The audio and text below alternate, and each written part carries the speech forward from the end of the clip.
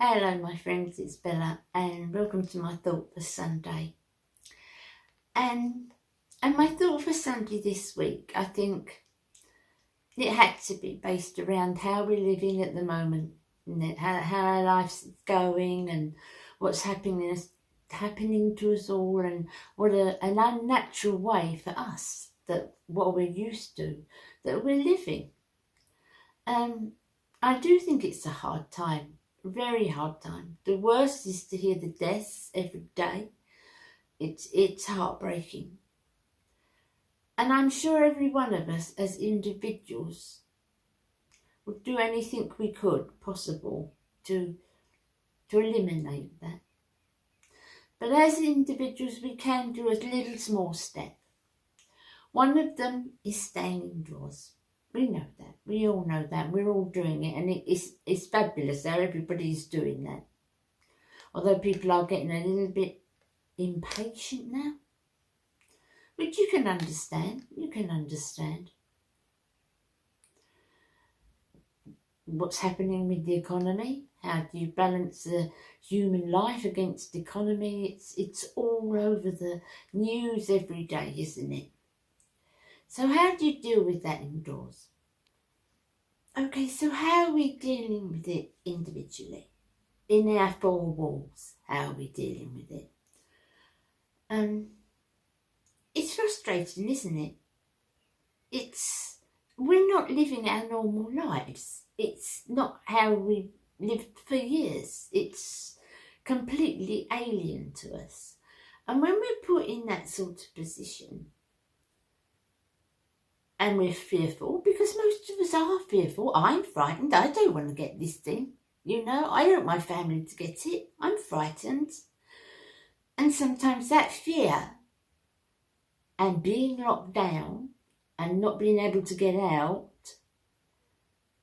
can make us act in a certain way and can level off our patience. Most definitely. It's human. But the scriptures that I wanted to share with you today, as you know, I always share scriptures on a Sunday, but they are loosely based on the Bible. This is by no means a Bible study. It's by no means only meant for, people that believe the Bible and God's word. It's not just that. Anybody, I love you all to come in and all think about what I'm saying and interact with each other, of course, just on the points that the Bible's making, but it's loosely based, and my talk's loosely based because I'm not qualified to do anything else. But the scriptures that I thought this week were very apt. It's Ephesians 4:2-3, and it reads, "Always be humble and gentle. Be patient with each other, making allowances for each other's faults because of your love.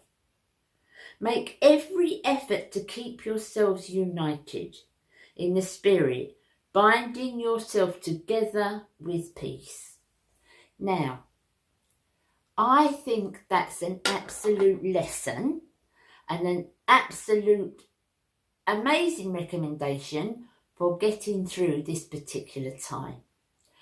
Because it would be so easy to be impatient, to be, not so understanding, not to be so tolerant of each other, because you're in this tight, even if you've got a bigger house, you're still locked in this place, aren't you?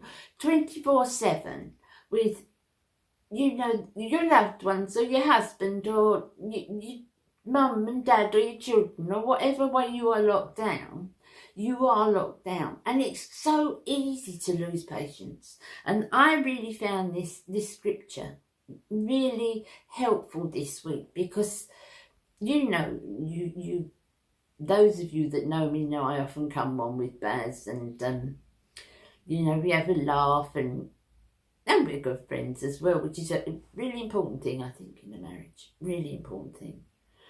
But living in such close proximity every day in a couple of rooms, because I'm not in my house, you've got to practice this. You've got to practice that. And so I have to remind myself of this all the time, all the time. Always be humble and gentle, be patient with each other, making allowances to each other's faults because of your love. Making allowances to each other's faults.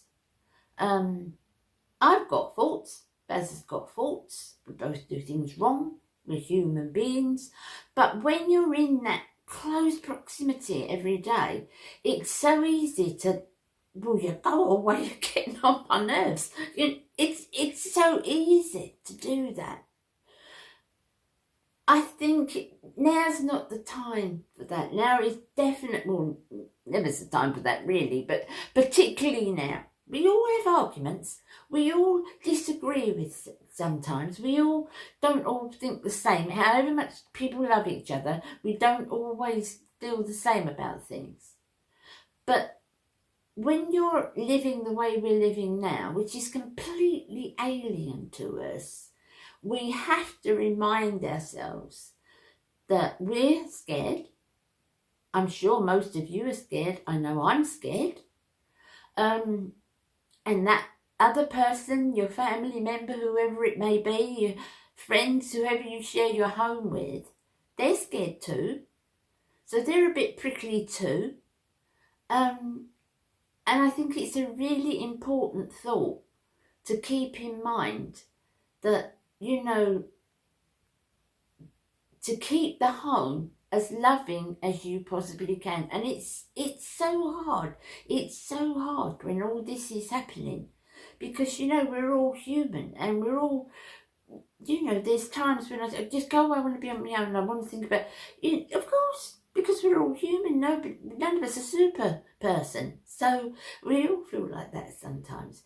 But because of the circumstances, I honestly believe it makes it a lot easier. Certainly for me, it makes it a lot easier for me to bear the circumstances if I think of that. Make every effort to keep yourselves united in the spirit, bonding yourselves together with peace. It's so important with peace. We want the peace in the home because it is our sanctuary at the minute.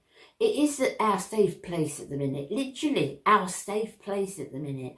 So we need to make that safe place as pleasant as we possibly can. It's something I am trying to do, to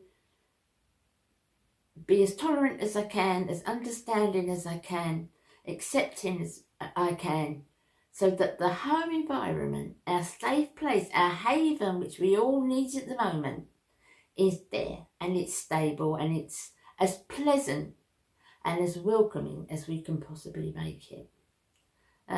So yeah, I've had to read those scriptures a few times this week.